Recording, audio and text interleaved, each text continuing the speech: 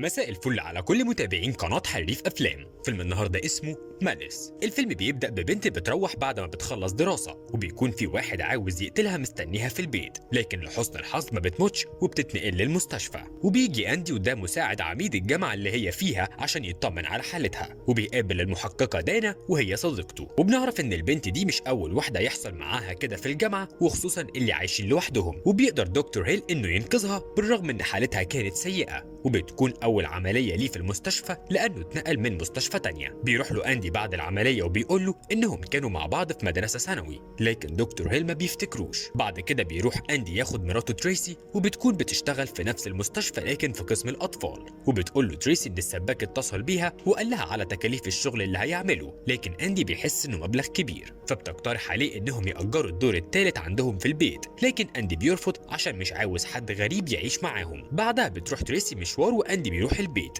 وبالليل أندي بيشوفها راجعة مع راجل غريب، ولما بتطلع بيسألها عنه فبتقول له إنه دينيس محامي مامتها المتوفية، وكانوا بيخلصوا شوية ورق، وبعد شوية بيكونوا قاعدين سوا. بيلاحظ أندي إن في ولد بيبص عليهم من شباك، وبتبقى مش أول مرة يبص عليهم، وده بيضايق أندي. وبنعرف إن مامته ممرضة بتشتغل بالليل وبتسيبه في البيت لوحده. تاني يوم أندي بيكون شغال في البيت، وفجأة بيدخل عليه دكتور هيل وبيقول له إنه جه الحي علشان بيدور على بيت يأجره، فبيعزمه هو وتريسي على الغدا، لكن تريسي بتكون في الشغل. وفعلا راحوا هما الاتنين يتغدوا، وأثناء الغدا أندي بيحكي لدكتور هيل إن تريسي نفسها تخلف ومش عارفة، وإنها بتروح لدكتور اسمه ديفيد وماشية معاه على العلاج.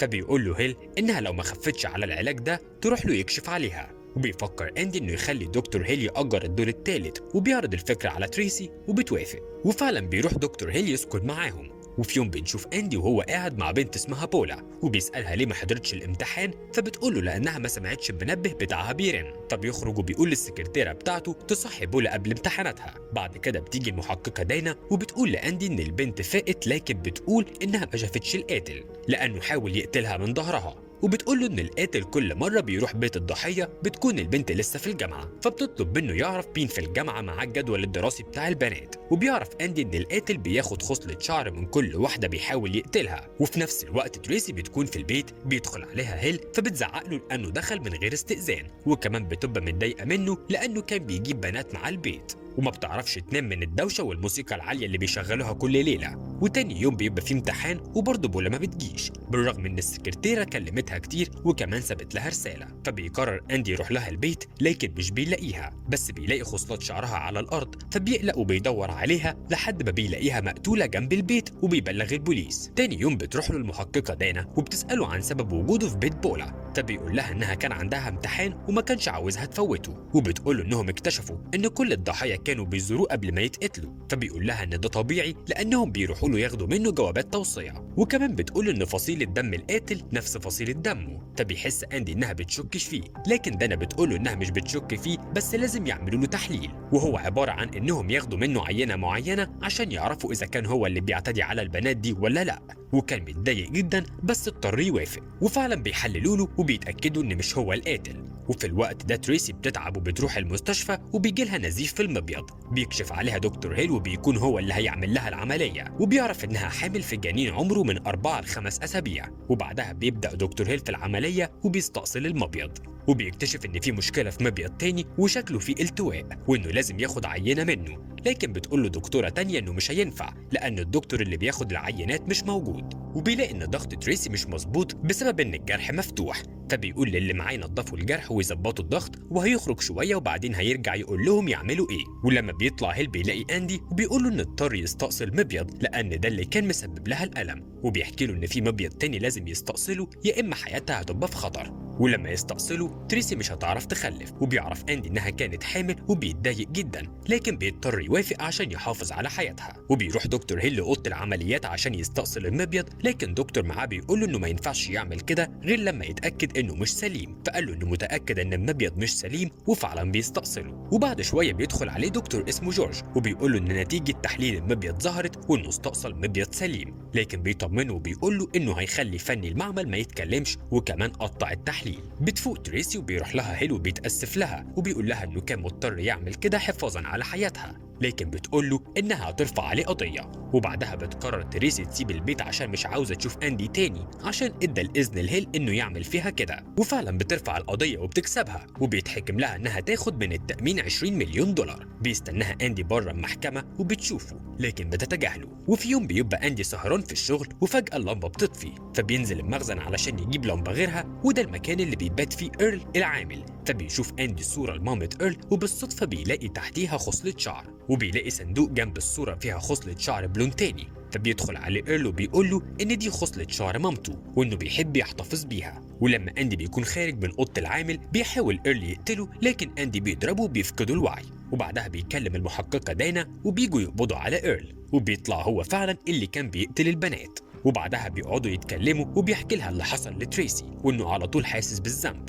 ولما دانا عرفت ان تريسي كانت حامل قالت له يروح معاها القسم عشان عاوزه توري له حاجه مهمه. ولما راحوا القسم ورت له تقرير تحليل العينه اللي عملها، واللي عرفوا منها انه عنده عقم وما بيخلفش. فبياخد التقرير منها وراح لهيل وبيقول له ان تريسي كانت على علاقه بحد تاني، وبيقول له ياخد التقرير ويسلمه للمحكمه ويبرأ نفسه. لكن بيقول له ان المحكمه ملهاش دعوه بالكلام ده، وان المحكمه هتشوف انها في الاخر ما بقتش تخلف تاني. وبيقول هيل ان شركه التأمين اللي هتدفع الفلوس مش انا. وكمان بيقول له ان لو تريسي وحشه فهي خلاص اخدت جزائها بالعمليه دي. لكن اندي بيبقى مصمم يعرف هي خانته مع مين، وبيشك في دينيس المحامي. فقرر يروح له المكتب وسأله اذا كان على علاقه بتريسي، لكن دينيس بينكر تماما. ولما بيسأله اندي على مكانها بيقول له انه ما يقدرش يقول على عناوين العملاء بتوعه، وانه يقدر يسأل صحابها او مامتها. فبيستغرب اندي لانه عارف ان مامتها ميته من زمان، لكن دينيس بيقول له انها لسه عايشه، وبرضه مش هيقدر يقول له على مكانها. لكن بينصحه لما يعرف مكانها ياخد لها معاه سكوتش، وهو عباره عن مشروب كحولي. وفعلا بيقدر اندي يوصل لها وبياخد لها معاه سكوتش، ولولا ما كانتش هتدخله البيت. ولما دخل حكى لها الموضوع وسالته اذا كانت تريسي لسه بتشتغل مع الاطفال، قال لها وقالت له انها اجهضت نفسها لما حملت من مليونير كانت بتحاول توقعه. ولما قال لها انه مش عاوز اطفال قررت تاخد منه 80,000 دولار مقابل انها تنزله. فبيقول لها اندي انه عاوز يعرف مكانها، بتقول انه كل ده كان لعب عشان الفلوس. وبعدها بيسألها عملت ايه لما نزلت الطفل، فقالت له انها اشتغلت لصالح الدكتور اللي اجهضها. وافتكر اندي الدكتور اللي كانت بتتابع مع حالتها، فسألها عن اسم الدكتور اللي اجهضها، هل هو ديفيد لينرفيلد؟ قالت له انه كده فهم اللعبة. وبيقدر اندي يوصل لبيت ديفيد لكن مش بيلاقي حد في البيت. بيبص من الشباك وبيشوف التمثال بتاع تريسي، وبيقرر يدخل من الباب الخلفي للبيت. وبعدها بيسمع تريسي جايه وكانت بتضحك فبيستخبى. بتدخل تريسي البيت وبيتفاجئ لما بيشوف دكتور هيل داخل وراها وبيفهم اللي ما بينهم. وبعدها بيروح اندي وبيبتدي يكسر في حاجاتها، وبيشوف حقنه بتقع على الارض. وتاني يوم تريسي وهيل بيلاقوا الحقنه دي في السرير. بيقول لها انه اكيد اندي جابها هنا وقرر ينتقم، فبتقول له سيبهولي انا هتفاهم معاه. وفعلا بتروح له وبتتكلم معاه وهي على حقيقتها، وقالت له لو عاوز تبلغ الشرطه بلغ لانهم مش هيصدقوك. لكن بيقول لها انه معاه حقنه فيها كميه من دواء، وكمان عرف ان الدواء ده لو اتحقن بكميات كبيره بيعمل اكياس على المبيض، وبالتالي لازم تستأصليه. لكن بتقول له انه ما عندوش اي اثبات على كده. فبيقول لها ان الطفل الصغير اللي كان بيبص عليهم من الشباك شاف هيل وهو بيحقنها بالدواء ده، وهو يبقى شاهد عليهم. فبتتعصب تريسي وبتكسر الكاس وبتسأله عاوز ايه، فقال لها انه عاوز نص المبلغ. فراحت تحكي لهيل وقالت له انها رافضه تديله اي فلوس، لكن بيقول لها لازم تديله فلوس لان الفلوس مش هتحميها من السجن. فبتقول له انه مش هيقدر يعمل حاجه لو الطفل مات، لكن بيرفض تماما انه يقتل الطفل. بيتخانقوا مع بعض وبيضربها بالقلم، وبيقول لها لو الطفل ده حصل له اي حاجه انا بنفسي اول واحد هشهد ضدك. وفجاه بتمسك مسدسها وبتقتل هيل. وبتكلم اندي وبتقول له على المكان اللي هتديله فيه الفلوس، ولما راح لها ما كانتش موجوده هناك. وبتستنى تشوف مامة الولد وهي رايحة الشغل، وبتطلع للولد وبتخنقه بالكيس، لكن بيطلع عروسة لعبة بتنهار وبتكسره. وبيدخل اندي فبيتخانقوا وبيقع من على السلم. وبتحاول تريسي تقتل اندي لكن بتدخل المحققة دانا وبتمنعها.